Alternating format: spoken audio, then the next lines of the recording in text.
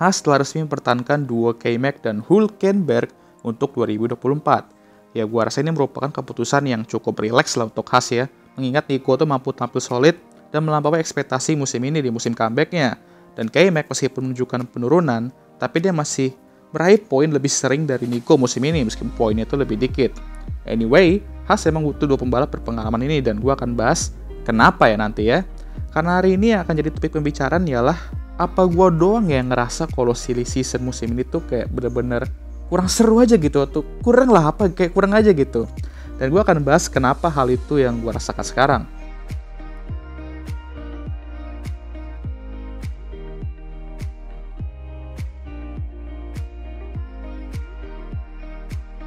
Nah, gue akan bahas dulu lah ya pembalap-pembalap yang kontraknya itu bakal habis musim ini.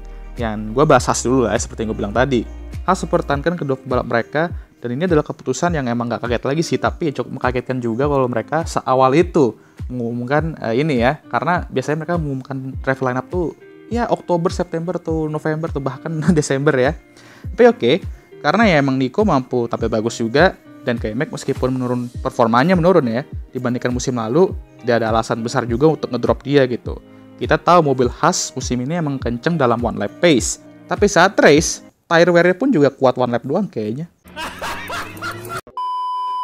Tapi yang paling penting ialah mereka tidak mengalami crash-crash yang besar, yang memakan banyak sekali uang untuk memperbaikinya kayak Mick dan Nikita Mazepin dulu.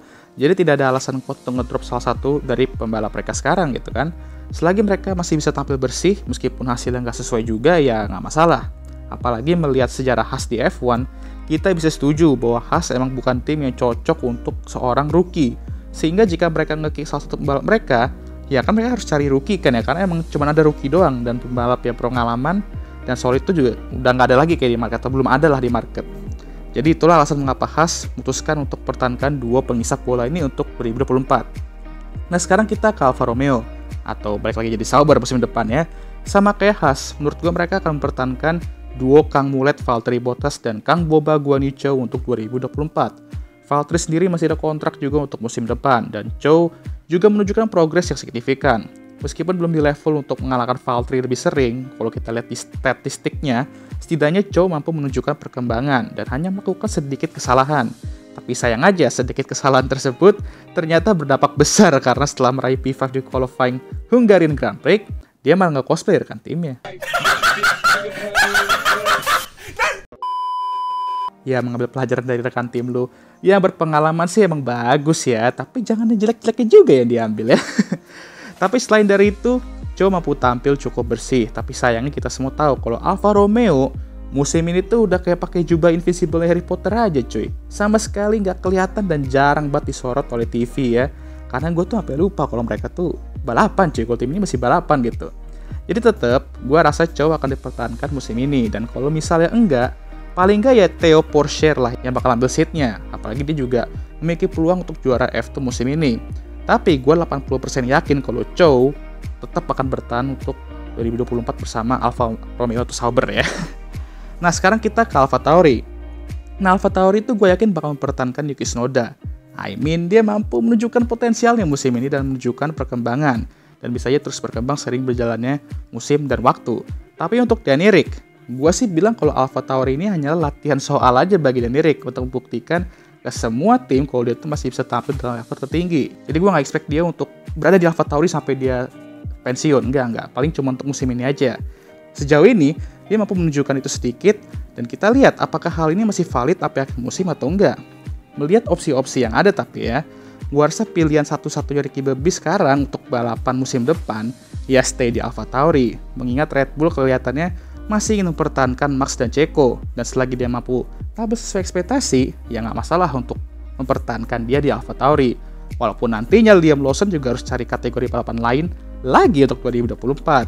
Tapi hey, selagi kedua pembalap mereka mampu bekerja sama dengan baik, ya ngapain diubah ya kan? Di dunia F1 ini, kita tuh juga belajar kalau banyaknya perubahan itu nggak baik cuy. Kalau tidak percaya, silakan tanya Ferrari dan Alpine. Jadi ya gue rasa Alfa Tauri mempertahankan Danny Ric untuk saat ini masih 50-50 lah. Jadi apapun masih bisa terjadi. Sekarang kita ke Williams. Albon sudah pasti fix lah ya. Tapi Logan Sargeant ini yang menurut gue dalam bahaya seatnya. Sebenarnya Logan tuh kalau dibilang tampil jelek tuh ya nggak jelek-jelek banget musim ini. Tapi terdapat beberapa kesalahan fatal yang cukup merugikan tim secara finansial. Tapi bang, wajar lah ya rookie kayak gitu. Ya emang bener, tapi kalau keseringan juga nggak baik. Kayak Mick contohnya. Karena ini banyak rumor bahwa Logan bisa aja diganti nanti untuk 2024. Kalau menurut gue sih ya, setiap pembalap yang balapan di F1 itu perlu diberikan kesempatan setidaknya 3 musim lah maksimal. Jadi kalau udah 3 musim tapi nggak ada perkembangan, ya kalau sayonara pun gue rasa sih gue emang udah setuju banget gitu. Tapi Logan ini kan masih rookie. Jadi kalau gue jadi Williams ya, gue akan memberikan dia kesempatan untuk 2024 dan melihat apakah performa dia akan meningkat atau malah duit perbaikan mobilnya akan meningkat. Ya, tapi karena gue bukan Williams, ya belum tentu Williams mau melakukan itu ya kan. Walaupun Williams sendiri udah memastikan Logan itu terlindungi dari tekanan-tekanan rookie dan memastikan bahwa dia tuh bisa rileks dan belajar banyak dulu untuk 2023.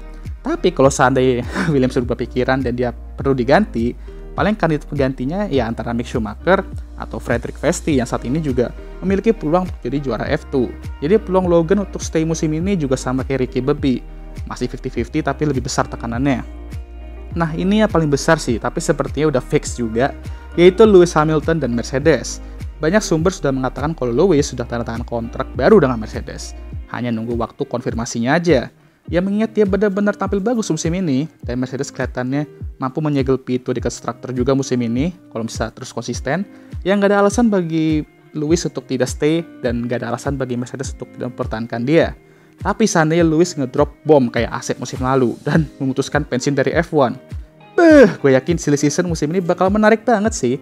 Ya karena nggak hanya seorang legend pensiun ya, tapi satu tim papan atas seat itu udah terbuka. Tapi untuk saat ini 90% gue yakin Lewis tuh bakal stay untuk 2024 dan gak bakal pensiun seperti prediksi gue di awal musim.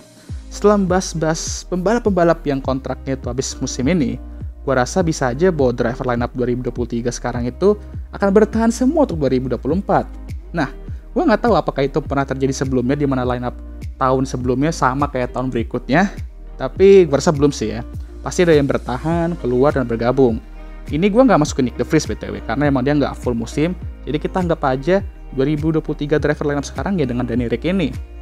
Kalau misalnya benar nanti kayak gitu, ya berarti emang bener kata gue tadi. Gak hanya musim ini udah cukup boring dengan dominasi Red Bull dan Max Verstappen, tapi silly seasonnya juga sama boringnya cuy. Kayak gak ada perubahan line up 2023 ke 2024 tuh kayak meh banget sih. Kayak lu jual mobil lama dan beli mobil baru tapi brandnya tuh sama mereknya sama gitu. Bahkan gue gak tahu dah apakah ini bisa dibilang silly season atau enggak. Saking sepi rumor-rumor dan kesempatan untuk line up mereka sama semua kayak musim lalu itu juga lebih kuat. Mungkin sleeping season lebih tepat kali ya.